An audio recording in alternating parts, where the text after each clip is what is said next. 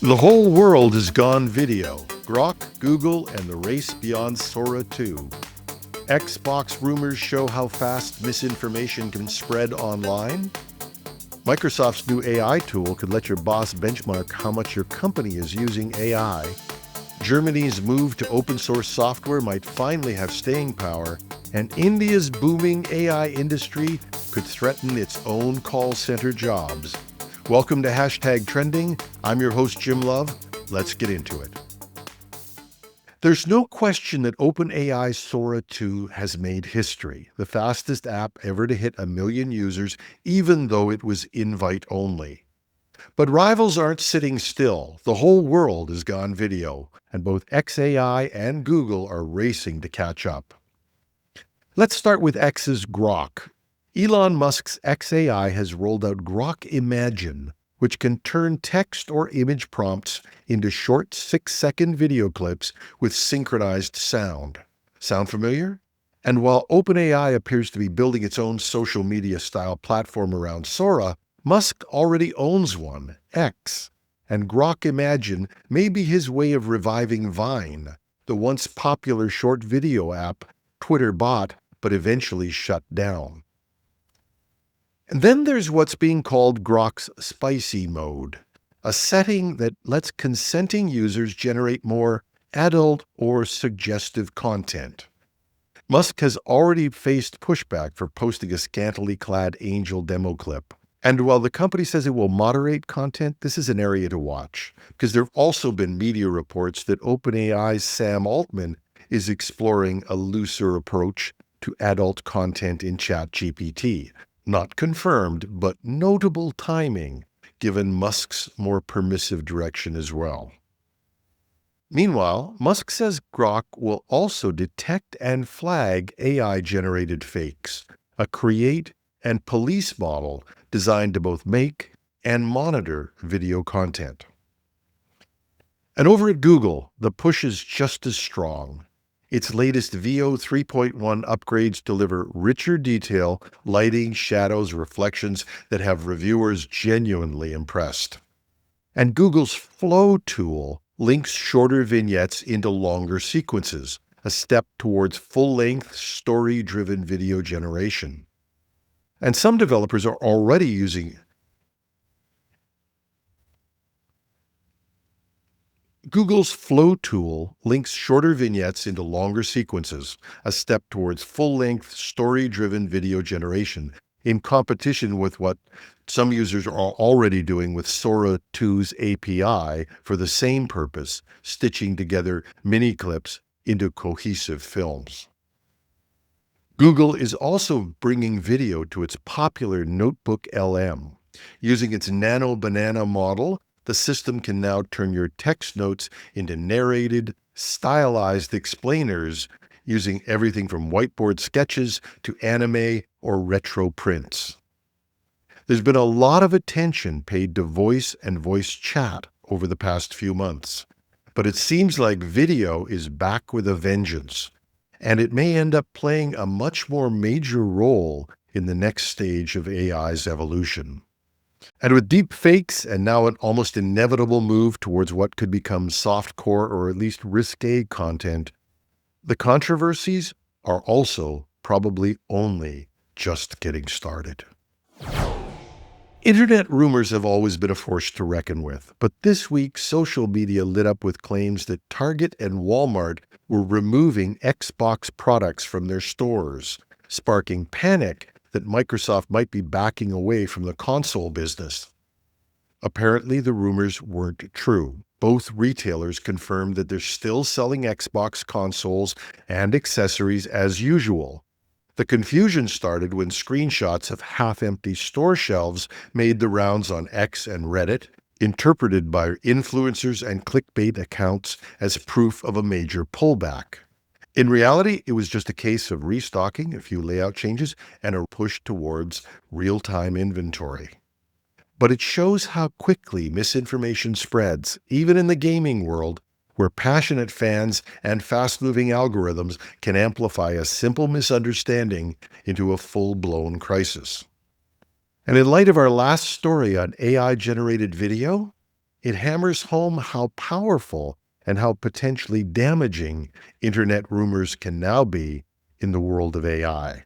When you combine the viral speed of social media with a new wave of ultra-realistic AI video, the line between fact and fiction is going to be even harder to see. A lot of companies, especially in tech, have been telling employees they need to use AI to stay competitive. But for most organizations, there's been no real way to measure it. And many workers have even quietly been hiding their AI use, according to some surveys, not because they're cutting corners, but because they're trying to be more productive without signaling that they could be replaced. In the middle of all of this, Microsoft has stepped in with a new tool called Help Me, part of its Microsoft 365 Copilot platform. It's designed to give managers an overview of how AI is being used across teams, pulling together data from apps like Teams, Outlook, and Word. According to Microsoft, the system only reports aggregated metrics, things like departments who are adopting Copilot faster or how usage trends differ across the company. The goal is to help leaders benchmark AI adoption and spot where productivity gains are showing up. But there's a flip side. Microsoft insists it doesn't track individuals, yet in smaller teams or departments, it's not going to be hard to guess who's not on board. And in that way, it's reviving familiar concerns about workplace surveillance, an echo of Microsoft's short-lived productivity score tool from 2020. The company says this is about insight, not oversight. But the introduction of AI into the workplace is already fraught with suspicion, and in some cases, even fear.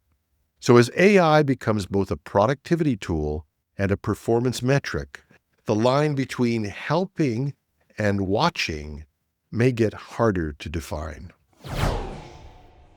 We've reported in the past on potential moves by some European governments away from Microsoft towards open source alternatives. In the past, these projects made headlines, but then they seemed to quietly fade away. This time there are indications it might be different. The German state of Schleswig-Holstein has begun replacing Microsoft Exchange and Outlook with open-source email software for roughly 30,000 government employees. It's part of a broader plan to migrate the entire state administration to open-source systems by 2027. Officials are switching to Open Exchange for email and collaboration and Thunderbird as a replacement for Outlook. The model is driven by a desire for digital sovereignty, keeping data within Germany, ensuring transparency, and reducing dependence on large U.S. tech vendors. Germany has tried this before. The city of Munich made a similar switch 2 decades ago, only to reverse course after compatibility and support problems. But Schleswig-Holstein's effort has been going on for quite a while, and it has a real political backing, national funding, and it aligns with Germany's federal digital strategy. It's too early to say if this initiative will succeed where others have stumbled, but this time the push might have real staying power, and if it does, other European countries and even countries around the world will be watching carefully. The movement to generative AI is full of irony, and here's another. Some of the most innovative developments in AI are coming from India, but they may pose the biggest threat to one of India's own economic pillars, its massive call center industry.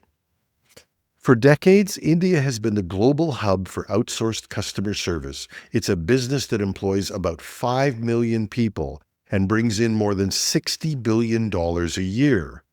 But the same technical advances that made that possible, voice recognition, translation, and natural language processing, combined with new AI developments, are now being used to automate that work. And that automation is being done by Indian startups like Yellow.ai, E42, and Haptic, along with global players like Google, are developing AI agents that can speak multiple languages, understand regional accents, and respond to complex questions almost instantly. Many of these tools are being built and trained in India, then exported worldwide. Now, it's good news for the Indian tech sector, but potentially bad news for its workers. As companies adopt these new AI agents, the traditional call center, India's fastest growing employer, could start to shrink. It's another reminder that in the AI economy, even the innovators aren't immune to disruption. And that's our show. If you like what we're doing, please share the show with others. Give us a like or comment on your favorite podcast app or site. You can find us everywhere: Apple, Spotify, YouTube, and more. And of course, we love hearing from you. You can reach me at technewsday.ca or .com. Just go to the Contact Us page. And if you're watching this on YouTube, just leave a comment under the video. We read all your mail. We read all your comments. I try to respond to them all. And if your alphabet ends with a Z, are you tired of turkey yet? I'm your host, Jim Love. Have a thrilling Thursday.